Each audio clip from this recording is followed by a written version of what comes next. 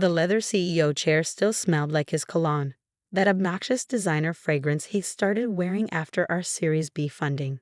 I spun slowly, watching through the floor-to-ceiling windows as FBI agents escorted Nathan Cross out of the building we'd built together. His Italian suit looked less impressive in handcuffs. The employees we'd hired together, our work family, he used to call them, pressed against the glass walls of the conference room, recording everything on their phones. My newborn daughter slept peacefully in her carrier beside me, blissfully unaware that Mommy had just orchestrated the complete destruction of the man who tried to steal everything we built. But I should start from the beginning. 8 weeks ago, when I thought Nathan Cross was still my best friend, my business partner, and the godfather to my unborn child. My name is Diana Winters, and 5 years ago, I co-founded NextGen Analytics with Nathan Cross. We met at a tech conference where I was presenting my revolutionary predictive analytics algorithm, and he was, well, networking.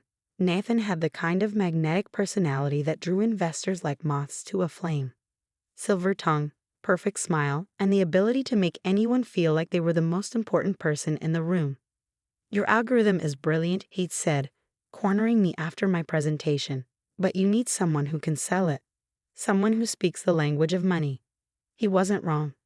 I could build algorithms that predicted market trends with 87% accuracy, but put me in a room with venture capitalists, and I turned into a stuttering mess. Nathan was everything I wasn't: smooth where I was awkward, charming where I was blunt, designer suits to my thrift store finds. We were perfect partners, or so I thought. For 4 years, our partnership thrived. I built the technology, refined the algorithms, and managed our team of developers. Nathan handled the investors, the clients, and what he called the face of the company duties. We split everything 50-50, though I'd written most of our core technology before we even met. By year 4, NextGen Analytics was valued at $5 million, with Fortune 500 companies lining up for our services. We have 30 employees, a gorgeous office in the financial district, and features in TechCrunch calling us the future of predictive analytics. That's when I made 2 announcements that would change everything. I was pregnant, and I was engaged to Marcus, our lead developer. Nathan's reaction was odd. He congratulated me, of course, threw us an engagement party at the office, and gave a touching speech about how I deserved all the happiness in the world. But something in his eyes had shifted, a coldness I'd never seen before. "How long will you be out for maternity leave?" he asked a week later, casual as could be while reviewing quarterly reports. 12 weeks, standard for the industry. That's a long time to be away from the company. I looked up from my laptop. "Nathan, I'll still be available for major decisions, and I can work remotely for some of it. It's not like I'm disappearing." He smiled that megawatt smile of his. "Of course not. I'm just thinking about the optics for investors. You know how traditional some of them can be." The comments continued over the following months. Little digs about pregnancy brain when I forgot minor details. Jokes about how I was nesting when I organized my files before leave. Suggestions that maybe I should take a reduced role when I came back, just until the baby was sleeping through the night. I ignored them all, too focused on growing both a human and a company to pay attention to the red flags waving in my face. The real problem started 2 weeks before my due date. Nathan scheduled a major investor meeting during my planned leave, despite my protests. "Can't we reschedule?" I asked, one hand on my enormous belly as we argued in my office. "The Yamamoto Group doesn't reschedule, die. This could be our biggest contract yet, $2 million annually. We can't pass that up because of your personal situation." Personal situation. Like creating life was some inconvenient hobby. Then include me virtually. I can video in. With a crying baby in the background. That's exactly the unprofessional image we need to avoid. That's when Marcus, my fiancé, spoke up from where he'd been quietly coding. "I'll record everything. Diana can review it during leave and provide input." Nathan's jaw tightened almost imperceptibly. "That won't be necessary. I can handle it." 2 days later, my water broke in the middle of a code review. 23 hours of labor later, I held my daughter Sophia for the first time. She was perfect. 10 tiny fingers, 10 tiny toes, and a pair of lungs that could wake the dead. I sent Nathan a photo from the hospital. His response was a brief congrats, followed by a reminder about the Yamamoto meeting. For the first 2 weeks of leave, everything seemed normal.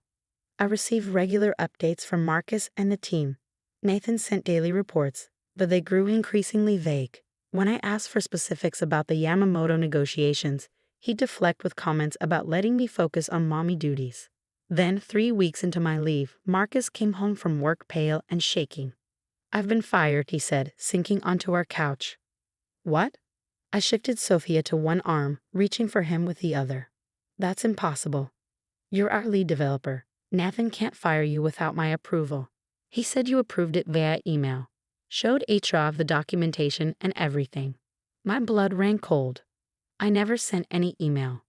Marcus pulled out his laptop, showing me the supposed email from my account, authorizing his termination for performance issues. It was dated 2 days ago, when I'd been dealing with Sophia's first fever and hadn't checked emails at all. "This is forged," I said, my mind racing. "Nathan knows my writing style. This is too formal, and I never use double spaces after periods." "Diana." Marcus hesitated. "There's more. The team's been told you're not coming back, that you've decided to be a full-time mom, and Nathan's buying out your shares." I felt the room spin. "What?" He showed them paperwork. A buyout agreement for $500,000. $500,000. For my half of a $5 million company. For the algorithms I created, the technology I'd built, the years of 100-hour weeks I put in. "Get me my laptop," I said, my voice deadly calm. What I discovered over the next few hours made my stomach turn. Using my remote access. Thank God I never shared my admin credentials with Nathan. I found forged emails from my account to major clients, introducing Nathan as the new sole CEO. Transfer documents moving our core technology patents to a new LLC owned entirely by Nathan. A paper trail suggesting I'd been mentally unstable since pregnancy and had agreed to step down. Financial records showing consulting fees paid to a company I'd never heard of, owned by Nathan's brother. But the smoking gun was in his calendar. A meeting scheduled for Monday morning with our biggest investors to formalize the leadership transition and announce the exciting new direction for NextGen. He'd also changed the building access codes. My keycard had been deactivated. The passwords to our physical servers had been changed. He even removed my photos from the company website, replacing our co-founders page with his solo biography. Nathan Cross had stolen my company while I was recovering from childbirth. What he didn't know was that I built a backdoor into every single system we used. I taught him to sell. I told Marcus as I nursed Sophia with one hand and typed with the other. But I never taught him to code. For the next 48 hours, I worked like I hadn't since our startup days. While Sophia slept, I dug through every file, every email, every financial record. The embezzlement was almost embarrassingly obvious once I knew where to look. Nathan had been siphonning money for months, hiding it as marketing expenses and contractor fees. Nearly $750,000 had disappeared into accounts linked to his brother's shell company. But embezzlement was just the appetizer. The main course was securities fraud. Nathan had been inflating our revenue numbers to investors, booking projected income as completed sales. He'd shown the Yamamoto Group contracts that didn't exist, capabilities we didn't have. He promised them proprietary technology that belonged to our competitors, planning to either steal it or acquire it with investment money. By Sunday afternoon, I had everything documented. Screenshots, transaction records, forged documents, falsified reports.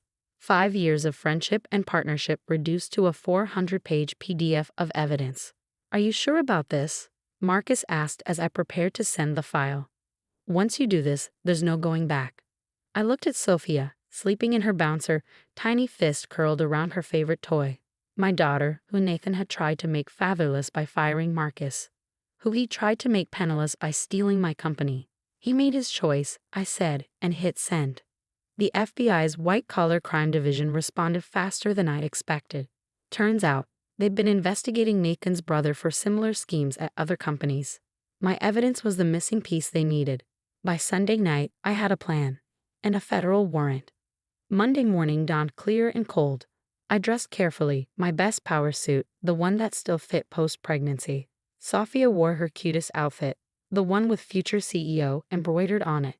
Marcus insisted on coming for moral support and to watch the baby during the confrontation. I used my override access to enter the building at 5 a.m., 3 hours before Nathan typically arrived. The night security guard, Thomas, nearly fell out of his chair when he saw me. "Ms. Winters, we heard you weren't." "I mean," Mr. Cross said. "Thomas," I said warmly, "you've worked here since our second month in business. Do you really think I'd abandon the company I built?" His face crumpled with relief.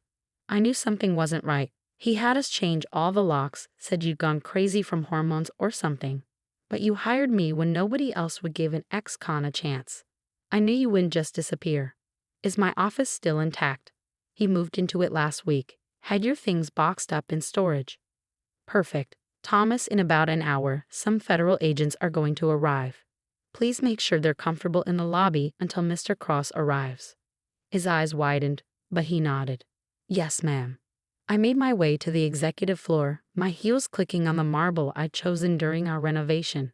My office, Nathan's office now, was exactly as I'd feared. My awards were gone, replaced with his golf trophies. My ergonomic setup had been swapped for his pretentious standing desk. My photos with the team were nowhere to be seen. But my CEO chair was still there, the one luxury item I'd insisted on buying when we'd moved to this building. Custom leather, perfect lumbar support, and a height adjustment that went low enough for my 5'2" frame. I sat down, spun once for old time's sake, and began restoring my access to all systems. Every password Nathan had changed, I overrode. Every lock he placed, I removed. By the time the sun was fully up, I was once again in complete control of NextGen Analytics' digital infrastructure. At 7:30, employees started arriving. The early birds did double takes seeing me through the glass walls, then broke into smiles. My development team practically ran to my office. "Diana, you're back. We knew the rumors weren't true. Is that the baby? She's adorable." Word spread quickly. By 8 a.m., most of the company had happened to walk by my office. I held an impromptu meeting in the conference room. "I know you've been told various stories about my absence," I said, Sophia sleeping against my chest in her carrier. "I want you to know the truth. I've been on maternity leave as planned. I never resigned. I never agreed to sell my shares. And I certainly never abandoned the company we've built together." "But Mr. Cross said," someone started. "Mr. Cross has said many things," I interrupted. "Some of them to investors. Some of them to federal authorities. All of them will be addressed very shortly." At 8:27, Nathan's Tesla pulled into the parking garage. I watched on the security monitors as he strutted through the lobby, designer coffee in hand, probably rehearsing his pitch for the 9 a.m. investor meeting. Thomas, bless him, didn't give anything away. Just nodded as Nathan passed, probably imagining the expression about to cross that smug face. The elevator dinged, footsteps in the hallway, the office door opened. Nathan Cross stood in the doorway of what he thought was his office, staring at me in his chair, with my baby sleeping peacefully beside me. "Diana?" His voice cracked. "What are you doing here?" "Working," I said simply. "It's my company after all." His face cycled through emotions: surprise, anger, fear, and finally, attempted charm. Sweetheart, you're confused. The doctor said you might have postpartum." "The only thing I have postpartum is rage, Nathan, and clarity, amazing clarity." He stepped forward, hands raised placatingly. "Let's discuss this privately. The investors will be here soon." "Oh, I can solve that meeting," I said, spinning slightly in my chair. "Sent them all a lovely email from your account explaining how you've been showing them fraudulent numbers. Attached some evidence too. They were very understanding. Shocked, but understanding." The color drained from his face. "You don't know what you're doing. You're emotional. The pregnancy." "Stop." My voice cut through his excuses like ice. "Stop talking about my pregnancy like it's a mental illness. Stop pretending you care about my well-being when you tried to steal my life's work while I was getting life. Just stop."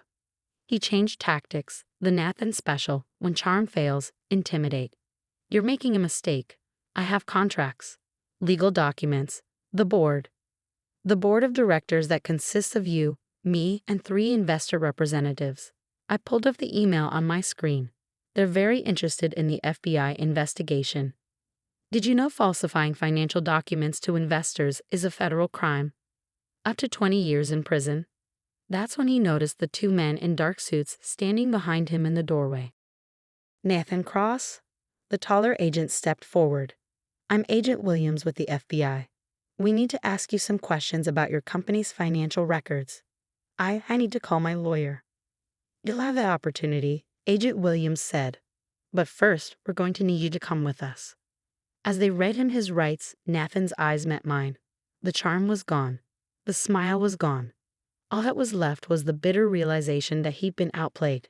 You planned this, he said as they cuffed him. You knew I would. I suspected. I corrected. The difference between us, Nathan, is that I prepare for contingencies. It's what makes me a good engineer. You prepare for applause. It's what makes you a good con man. They led him out through the office he tried to steal, past the employees he'd lied to, through the lobby of the building he tried to claim as his own. I followed at a distance, Sophia beginning to wake up for her morning feeding. The last thing Nathan Cross saw before they'd put him in the federal vehicle was me standing in the doorway of our building. My building, holding my daughter and wearing his CEO title like armor. The next few weeks were a whirlwind of legal procedures, investor meetings, and damage control. Nathan was charged with embezzlement, wire fraud, and securities fraud. His brother was arrested 2 days later. The full extent of their scheme was staggering. They'd done this to 3 other companies, leaving a trail of destroyed businesses and bankrupted founders. NextGen Analytics took a hit, of course. Some clients left, spooked by the scandal. But more stayed, impressed by how quickly we'd addressed the issue. The Yamamoto Group, furious at being lied to, gave us a chance to pitch our real capabilities. We won the contract, smaller than Nathan's fictional $2 million, but real and sustainable. Marcus was reinstated with a promotion and a raise. The employees who'd been laid off during Nathan's brief reign of terror were offered their jobs back. We implemented new financial controls, better oversight, and learning from my mistake. I never again gave anyone else access to critical systems. 6 months later, NextGen Analytics was valued at $8 million. Nathan Cross was sentenced to 12 years in federal prison. And Sophia? She learned to crawl in the office where her mother had learned never to trust too easily, never to let guard down completely, and never ever to underestimate a woman on maternity leave. Because we don't get pregnancy brain, we get pregnancy rage. And that rage, properly channeled, can take down any man stupid enough to mistake our creating life for weakness. My name is Diana Winters. I'm a mother, a CEO, and proof that the most dangerous person in any boardroom is the one who's been underestimated. Nathan Cross learned that the hard way, from his federal prison cell. I hope he remembers it every day for the next 12 years.